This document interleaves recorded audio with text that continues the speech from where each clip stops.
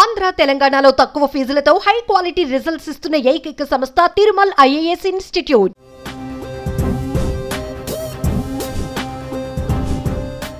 నమస్తే, నేను విజయ్. ఏపీ ప్రభుత్వం తాజాగా మరొక కీలకమైనటువంటి నిర్ణయం తీసుకుంది.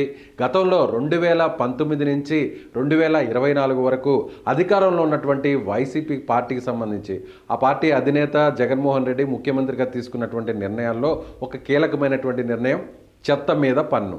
ముఖ్యంగా ఏపీలో ఉన్నటువంటి అనేక పట్టణాలు, నగరాల్లో ప్రజల దగ్గర నుంచి చెత్త సేకరించడం కోసం వారి వద్ద నుంచి పన్నును కూడా సేకరించారు. ఇది కూడా ఒక కీలకమైనటువంటి నిర్ణయంగా గత ప్రభుత్వం చెప్పింది. అయితే ఎన్నికల సమయం నాటికి దీనిపైన ప్రజల్లో తీవ్రమైనటువంటి వ్యతిరేకత రావడంతో కూటమి నాయకులు ఎవరైతే హామీలు ఇచ్చారో ఆ హామీలకు అనుగుణంగానే ఇవాల్టి నుంచి అక్టోబర్ 2, 2024 నుంచి ఏపీలో చెత్త పన్నును రద్దు చేస్తున్నట్లుగా ముఖ్యమంత్రి చంద్రబాబు నాయుడు గారు ఆయన కొద్దిసేపటి కిందట ఏపీలో ఉన్నటువంటి కృష్ణా జిల్లా మచిలీపట్నంలో జరిగిన ఒక కార్యక్రమంలో ఆయన గాంధీ జయంతి సందర్భంగా జరిగినటువంటి కార్యక్రమంలో ఆయన ఈ ప్రకటన చేశారు. త్వరలోనే క్యాబినెట్లో ఈ ఫైల్ని తీసుకురాబోతున్నాం, ఈ ఫైల్ని ఆమోదించబోతున్నాం, చెత్త పన్నుని ఇవాళ నుంచి రద్దు చేస్తున్నాము.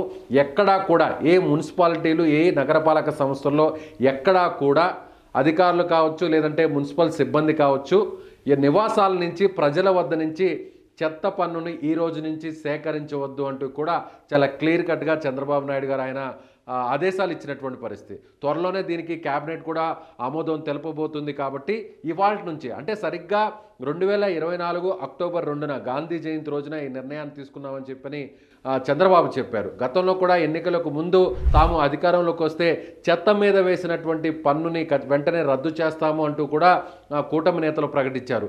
అదేవిధంగా జగన్మోహన్ రెడ్డి తీసుకున్నటువంటి ఈ నిర్ణయం, చెత్త మీద పన్ను వేసేటువంటి నిర్ణయం అనేది ఒక చెత్త నిర్ణయం అంటూ కూడా గతంలో ఉన్నటువంటి తెలుగుదేశం పార్టీ కావచ్చు, జనసేన కావచ్చు, బీజేపీ కావచ్చు, ఈ 3 పార్టీల నాయకులు పదే పదే పలు విమర్శలు కూడా చేశారు.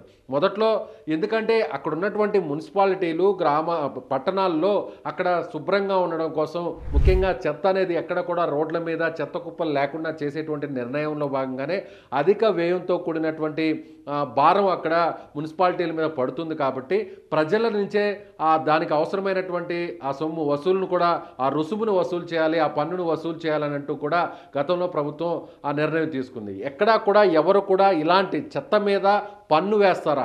తమ ఇంట్లో ఉన్నటువంటి వేస్టేజ్ని బయట వేస్తే వాటిని మున్సిపాలిటీ వాళ్ళు తీసుకెళ్తారు. దానికి సంబంధించే అనేక ట్యాక్సులను కూడా మున్సిపాలిటీకి పే చేస్తున్నాము. అలాంటి క్రమంలో మళ్ళీ ఇప్పుడు చెత్త పన్నును వేయడం ఏంటంటూ కూడా ప్రజల నుంచి, ప్రజా సంఘాల నుంచి, రాజకీయ పక్షాల నుంచి కూడా అప్పట్లో తీవ్రమైనటువంటి వ్యతిరేకత వచ్చింది. ఏపీలో ఉన్నటువంటి 18 నగరపాలక సంస్థలు, 75 మున్సిపాలిటీలు, 31 నగర పంచాయతీల్లో దశల వారీగా ఈ నిర్ణయాన్ని గత ప్రభుత్వం అమలు చేసినటువంటి పరిస్థితి. ప్రజల నుంచి తీవ్రమైనటువంటి వ్యతిరేకత వచ్చినప్పటికీ కూడా ఎక్కడా వెనక్కు తగ్గకుండా ముఖ్యంగా కొన్ని వాహనాలను ఏర్పాటు చేయడం జరిగింది. ఈ విధంగా కొన్ని వాహనాలను ఏర్పాటు చేసి ఈ వాహనాలు ప్రతి ఇంటి దగ్గర వస్తారు.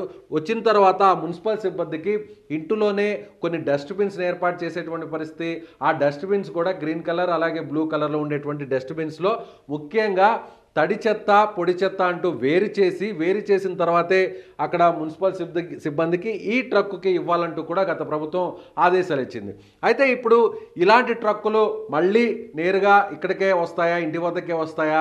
తడి చెత్త, పొడి చెత్త అని వేరువేరుగా గతంలో ఇచ్చినటువంటి డస్ట్బిన్ల మాదిరిగానే ఆ డస్ట్బిన్లో ఉన్నటువంటి చెత్తను తీసుకొచ్చి మున్సిపల్ సిబ్బంది ఈ ట్రక్కులో వేసి అక్కడి నుంచి డంప్ యార్డ్కి తీసుకువెళ్తారా అనేది ప్రభుత్వం ఏదైనా దీంట్లో మార్పులు ఏమన్నా తీసుకొస్తుందా లేదా అనేది విధి విధానాలు అయితే మాత్రం ప్రస్తుతానికైతే ఎక్కడ మనకి ప్రకటించలేదు. కానీ ఇవాల్టి నుంచి మాత్రం ప్రస్తుతం గతంలో ఉన్నటువంటి ఏ విధంగా అయితే తడి చెత్త, పొడి చెత్త అనే డస్ట్బిన్స్ నేరుగా ఒక వెహికల్ వద్దకు స్టాఫ్ వచ్చి, మున్సిపల్ సిబ్బంది వచ్చి తీసుకెళ్ళి వెళ్తారో అదేవిధంగా ఈ ప్రక్రియ కొనసాగుతుంది. కానీ ప్రస్తుతానికైతే మాత్రం ఎవ్వరూ కూడా చెత్త పన్నును ఇవ్వవద్దు, దానికి అవసరమైనటువంటి రుసుమును వసూలు చేయవద్దు అంటూ కూడా క్లియర్ కట్గా చంద్రబాబు నాయుడు గారు ఆదేశాలు ఇచ్చారు.